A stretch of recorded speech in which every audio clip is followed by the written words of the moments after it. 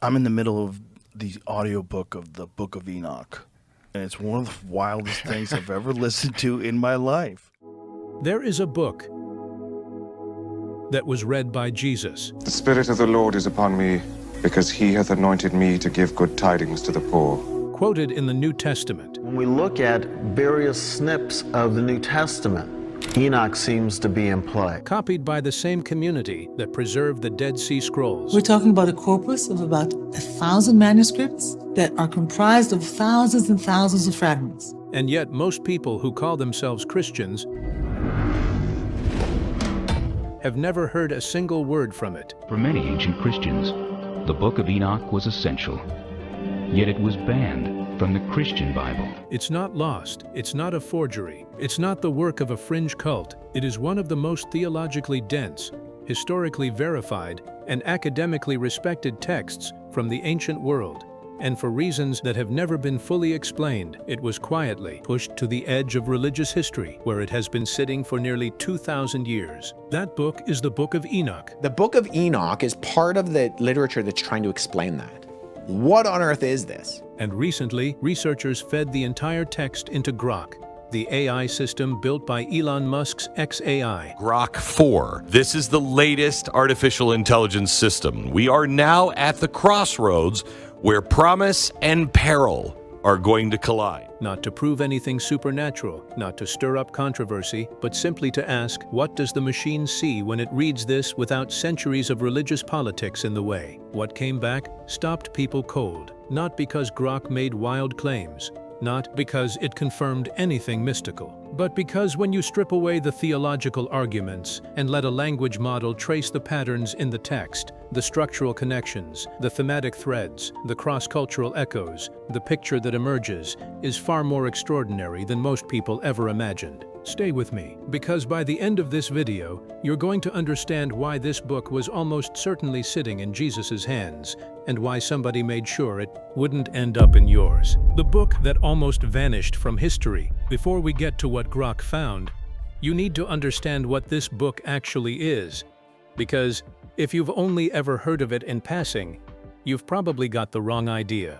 The Book of Enoch, also called First Enoch, is an ancient Jewish religious text attributed to Enoch himself, the great-grandfather of Noah, a man described in Genesis as someone who walked with God and never died. The Book of Enoch is named for the man who the Holy Bible says walked with God. Scholars date the text to somewhere between 300 and 100 BCE, though many believe specific sections are considerably older than that.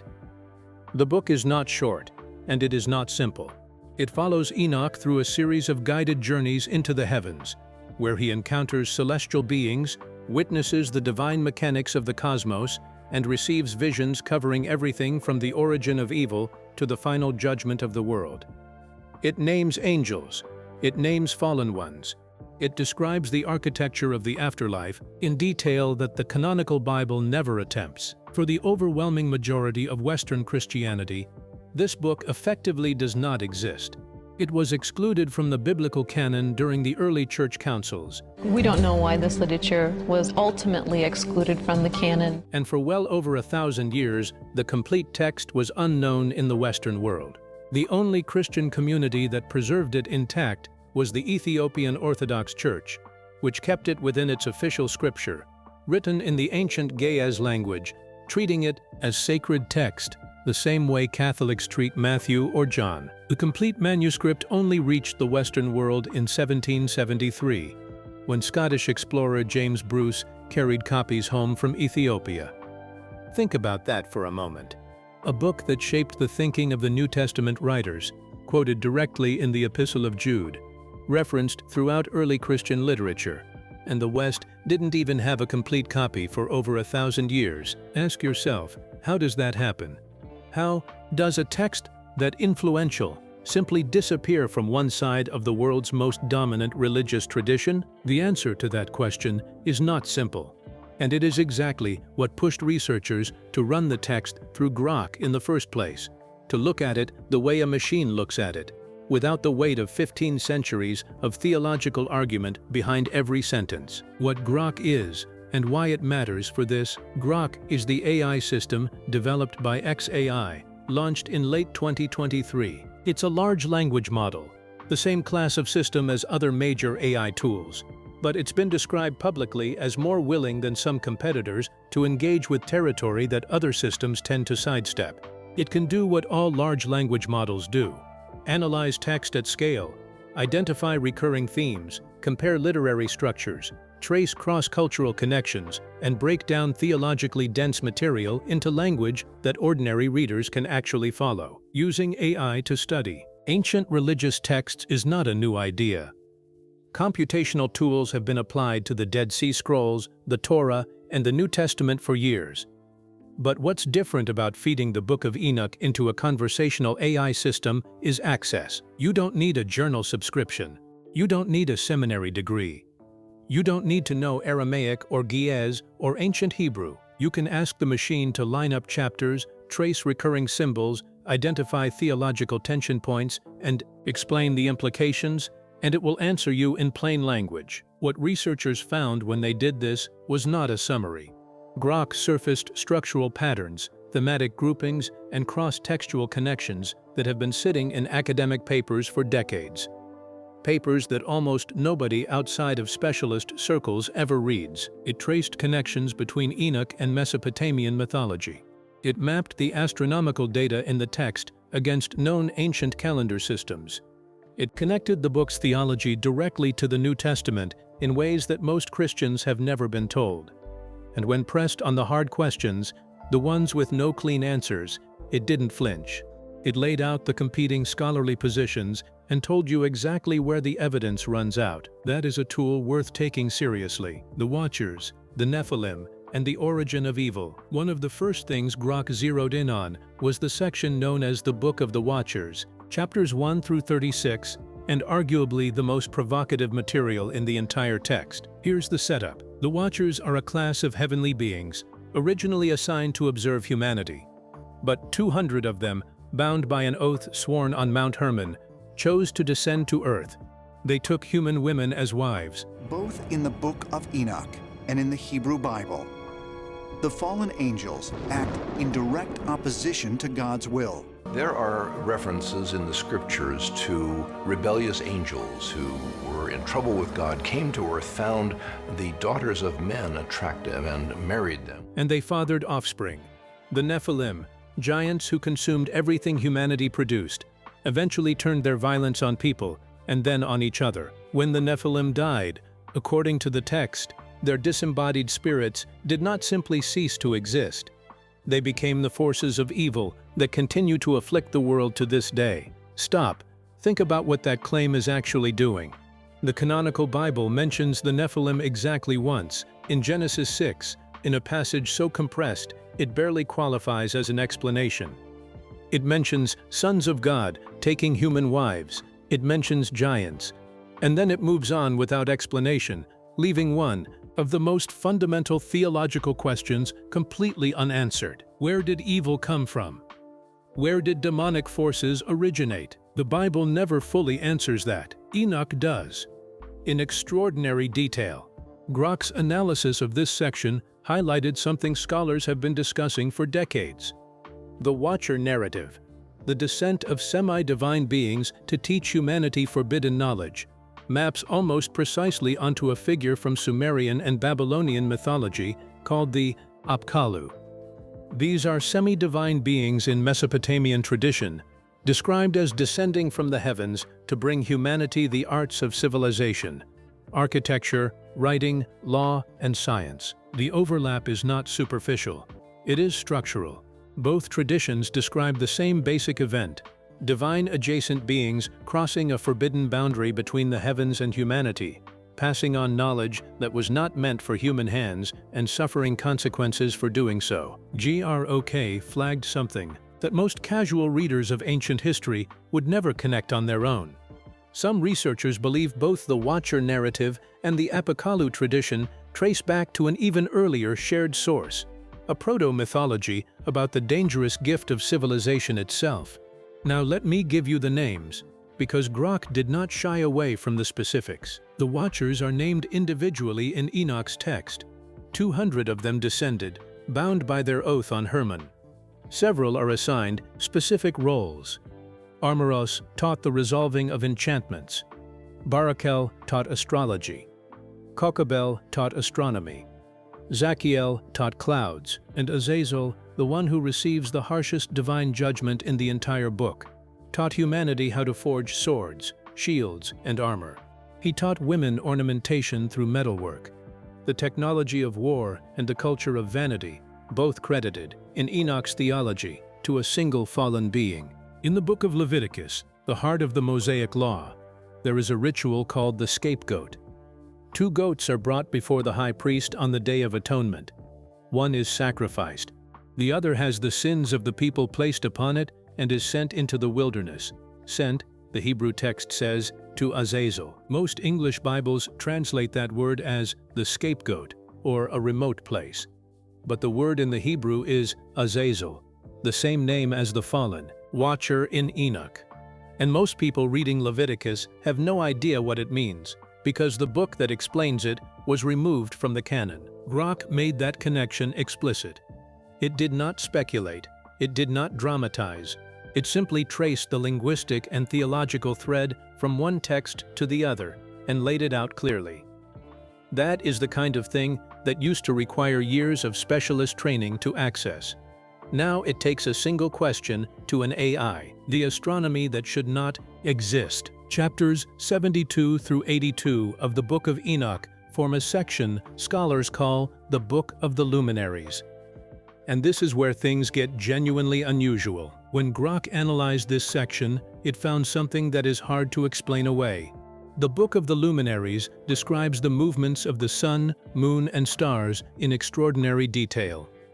It lays out a 364-day solar calendar built on 4 seasons of exactly 91 days each, a mathematically elegant system that is entirely distinct from the lunar calendar used in mainstream Jewish practice. Here's what makes that significant. Among the Dead Sea Scrolls, the manuscripts found at Qumran and confirmed by archaeology to date back to roughly 200 BCE. There are multiple texts that use the same 364-day calendar. The scholarly consensus is that these texts were produced by or connected to the Essene community, a Jewish sect that lived at Qumran during the late Second Temple period. Grok flagged the implication directly.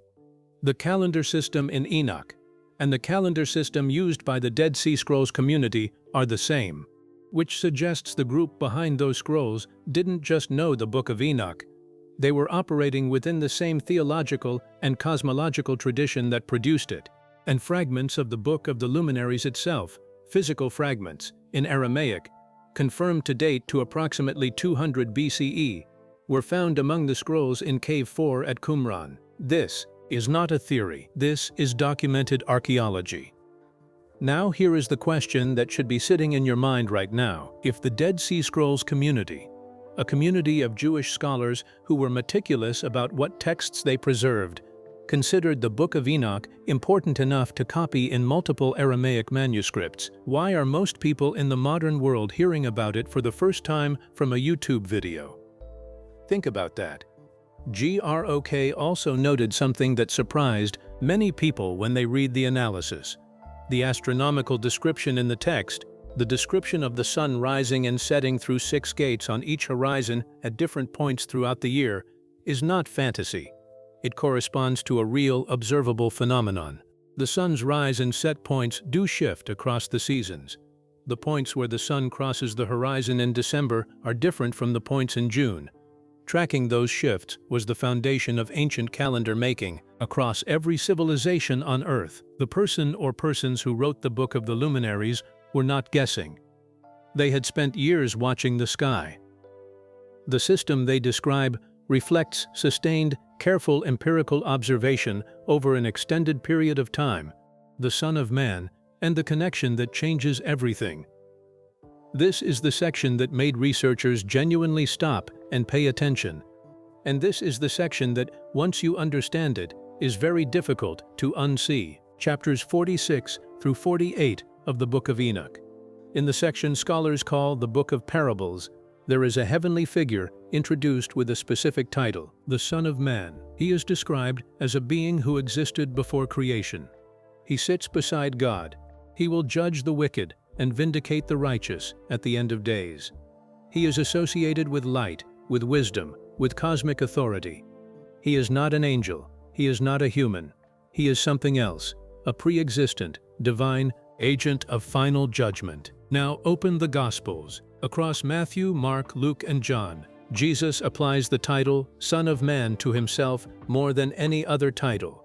Not Messiah, not Lord. Son of Man, roughly 80 times across the 4 Gospels. In the Gospel of Mark especially, Jesus uses the phrase in contexts that align with startling precision to Enoch's version. He speaks of the Son of Man coming on clouds, acting in cosmic authority, separating the righteous from the wicked.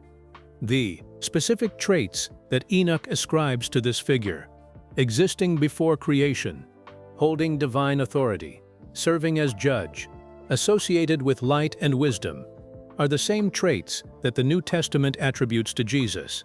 Grok's comparative analysis flagged what scholars have been debating since the 19th century.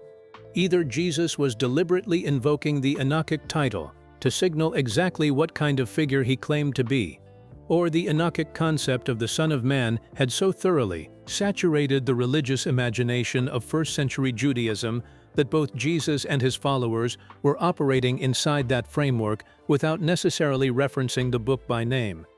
Either way, the influence is real. This is not fringe speculation. The relationship between the Enochic Son of Man and the Gospel Son of Man has been the subject of serious academic debate for over 150 years. Most Christians have never been told this.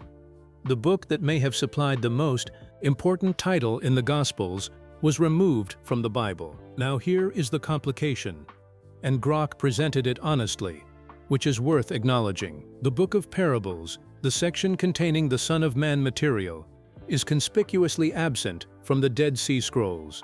Every other major section of Enoch was found at Qumran in some form.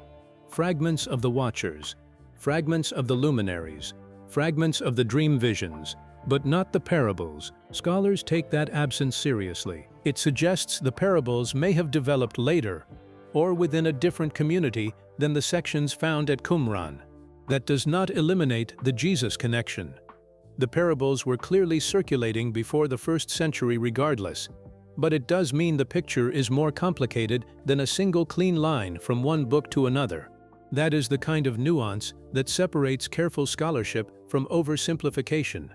And Grok surfaced it without being asked. Why was it left out? This is the question at the center of everything. And the honest answer, the one Grok gave when pressed directly, is that there is no single clean answer. The Book of Enoch was never excluded from one Bible. It was excluded from different traditions at different moments for different reasons. On the Jewish side, the rabbinic authorities who finalized the Hebrew Bible in the late 1st and early 2nd centuries CE were working in a moment of extreme crisis. The Second Temple had been destroyed in 70 CE. Jewish religious identity was under catastrophic pressure. In that context, the Watcher narrative, with its detailed angelology, its vivid mythology of divine beings corrupting the world, may have looked risky. It may have looked like territory that the emerging rabbinical tradition wanted to step away from. On the Christian side, the councils that shaped the biblical canon, Nicaea in 325 CE, Carthage in 397 CE, were debating a long and contested list of texts. By then, the Book of Enoch had been in circulation for hundreds of years. It had clearly shaped Christian thought.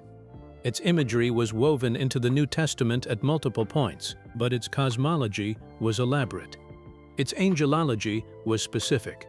Its fallen angel mythology was vivid and detailed in ways that may have made it difficult to absorb into the theological structure the early church was building. Grok was careful here, careful in a way that should be acknowledged. It did not offer a conspiracy. It laid out several competing scholarly explanations and was explicit that no single tidy answer has ever been established. What it did flag as genuinely significant is this. The Ethiopian Orthodox Church, home to the oldest continuous Christian tradition on the African continent, never dropped the Book of Enoch. Not because it was being rebellious, but because the Ethiopian church stood entirely outside the Roman ecclesiastical process that defined the Western canon. That process simply did not apply to them. Whether the Book of Enoch was actively removed or simply never included in the Western tradition depends entirely on which Christian tradition you're asking about. And that fact alone tells you something important. The Bible is not and has never been a single, fixed, universally agreed-upon object. It is a set of overlapping decisions made by different communities at different moments in history, shaped by politics, crisis, theological, competition, and the priorities of the people who happened to be holding power at the time. That is not a radical claim. That is the consensus of modern biblical scholarship. It's just not what most people were told in Sunday school. The Dead Sea Scrolls and the archaeology that confirms it all. Here is what no serious scholar disputes. In the early 1950s, researchers excavating Cave 4 at Qumran, in the Judean desert, recovered fragments of approximately 11 separate Aramaic manuscripts of the Book of Enoch, along with several manuscripts of a related text called the Book of Giants, which describes the offspring of the fallen watchers and appears to have circulated alongside Enoch within the same scribal community. 11 manuscripts, multiple fragments, dated by paleography and radiocarbon testing to between 200 and 100 BCE. To put that in perspective, Enoch is one of the best represented non-canonical texts recovered at Qumran. It has more surviving manuscript witnesses from that site than several books that did make it into the Old Testament. Grok's assessment of this evidence was direct. The Dead Sea Scrolls prove beyond reasonable doubt that the Book of Enoch was widely known, widely copied, and treated as authoritative scripture by at least one significant Jewish community during the era of Jesus and his contemporaries. This is documented archaeology, not tradition, not interpretation. Physical manuscripts, confirmed by science. Grok also noted something that scholars consider significant about the manuscript evidence itself. The astronomical sections found at Qumran, the fragments of the Book of the Luminaries, are older than the fully compiled version of the book suggests. Different sections of Enoch appear to have circulated independently before being gathered together into the text as we now know it. That is actually the pattern for almost all ancient religious literature. The Torah itself almost certainly developed through multiple stages, multiple sources, and multiple traditions before reaching its final form. The Book of Enoch is not unique in that regard. What is unique is the degree to which it was preserved by one Christian tradition and erased from another, and what was lost in that erasure. The judgment theology and the global pattern.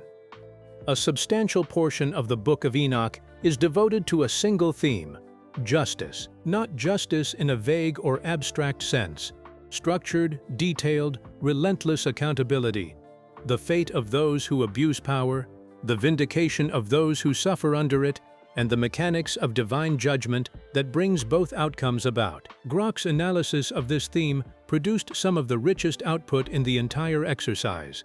It noted that Enoch's judgment theology is dramatically more developed than anything in the canonical Old Testament. The book describes distinct holding places where the dead await judgment, separated according to how they lived, with the righteous in one place and the wicked in another. This is one of the earliest fully developed afterlife theologies in the Jewish tradition, and it maps closely onto the imagery of heaven and hell that resurfaces later in the New Testament. The Epistle of Enoch, chapters 91 through 108, contains a section called the Apocalypse of Weeks, which divides all of history into 10 ages and pronounces what can only be described as sharp social commentary on the wealthy and powerful who exploit the poor. Multiple scholars have compared its tone to the Epistle of James in the New Testament and to the warnings Jesus delivers in the Sermon on the Mount. Is that a coincidence, or is it evidence that the moral framework Jesus was preaching within was already deeply shaped by the Enochic tradition? Grok did not take sides on that question. It presented it as what it is, an open scholarly debate, and noted that the most careful researchers argue the influence ran in both directions. But here is where the analysis took its most thought-provoking turn, when Grok conducted a comparative sweep across other ancient mythological traditions. It identified narrative structures in cultures that, according to conventional history, had no direct contact with ancient Israel. The flood narrative that Enoch prophesies echoes the Sumerian story of Utnapishtim in the Epic of Gilgamesh, which predates the biblical flood account by centuries. That parallel is well known, but Grok went further. It drew structural connections between the Watcher descent and the Sumerian Anunnaki, sky-associated divine beings said to interact directly with humanity, teaching them the foundations of civilization. It noted similarities with the Greek myth of the Titans, semi-divine beings who passed forbidden knowledge to humanity before being imprisoned by Zeus. And it pointed to the Prometheus myth specifically, a boundary-crossing act of forbidden generosity punished by the powers above. Azazel teaches humanity to make weapons. Prometheus gives humanity fire. Both are chained for it. Both are punished for crossing a line between the divine and the human. The same story, different cultures, separated by geography and centuries. Grok was precise about what this means and what it does not mean. It does not prove a shared historical event. It does not confirm that any of these beings existed. What it suggests, from a purely anthropological standpoint, is either genuine cultural diffusion, stories spreading through trade routes and migration, or something more fundamental, separate cultures independently reaching for the same narrative tools to explain the same universal anxieties. Where does evil come from? What happens when power crosses the boundaries set for it?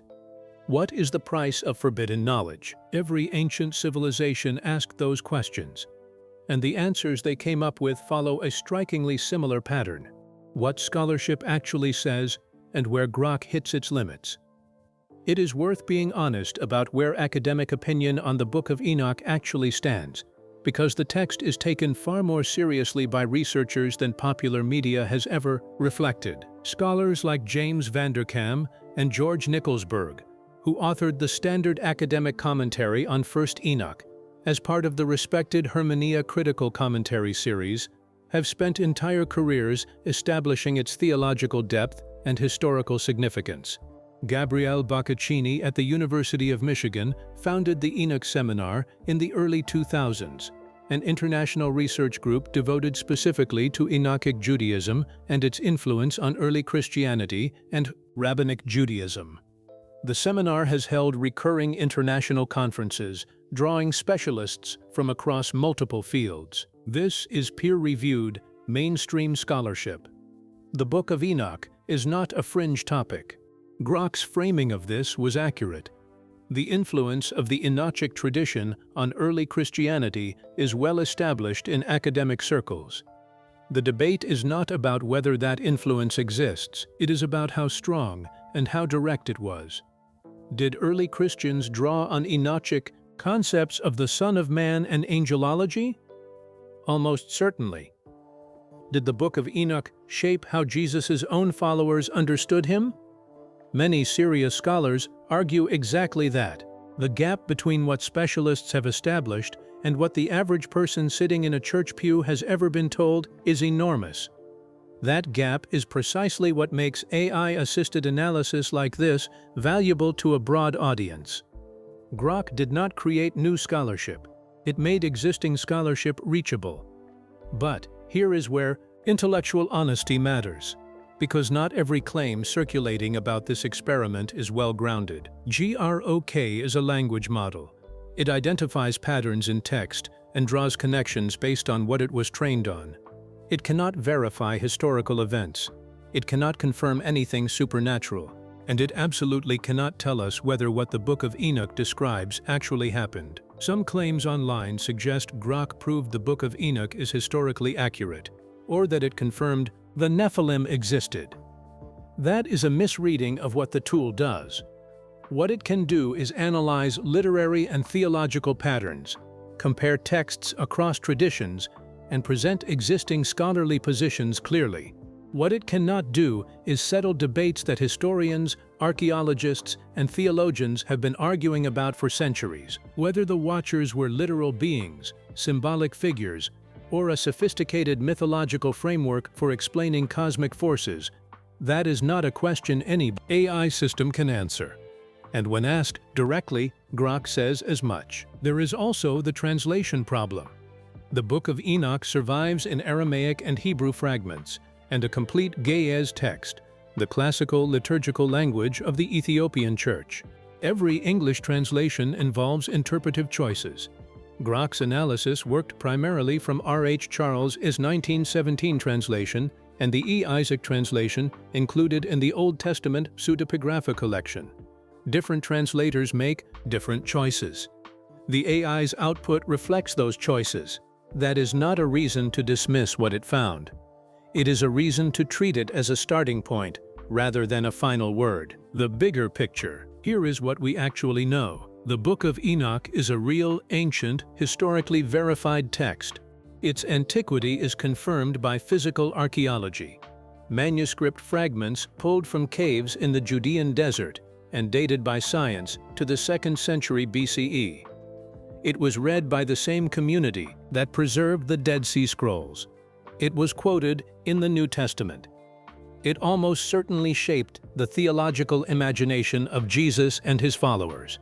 And for reasons that remain complex and contested, it was excluded from the Western biblical canon while being preserved intact in Ethiopia, where it has been sacred scripture continuously for 2,000 years. Running it through Grok did not uncover anything supernatural. What it did was take the patterns that scholars have been quietly documenting for decades: the Son of Man title, the Watcher narrative, the fallen angel roster, the astronomical calendar, the judgment theology, the cross-cultural mythological echoes, and make them accessible to people who would otherwise never encounter them. That accessibility matters. It matters enormously. It is one thing for a shelf of academic monographs to sit in a university library, read by a few hundred specialists, and cited in papers that most people will never see. It is another thing for those same ideas, carefully presented, clearly connected, honestly qualified, to reach someone sitting on a bus, or in a coffee shop, or lying awake at 2 a.m. wondering why the world is the way it is. The Book of Enoch asks the oldest questions humanity has ever asked. Where did evil come from? Why do the powerful escape judgment while the innocent suffer? Is there a structure to the cosmos, a moral architecture underneath the chaos of history that makes ultimate accountability possible? For the people who copied these manuscripts in the desert 2,000 years ago, the answer was yes. And they preserved this book because they believed those questions mattered enough to fight for. Now you know it exists. The question is, what are you going to do with that? If the Book of Enoch was clearly known to Jesus and his followers and directly quoted in the New Testament, why do you think it was left out of the Bible most of us grew up with? Was it an honest theological decision, a political one, or something else entirely? Drop your answer in the comments. I read every single one, and if this video opened a door you didn't know was there, share it with someone who needs to walk through it too.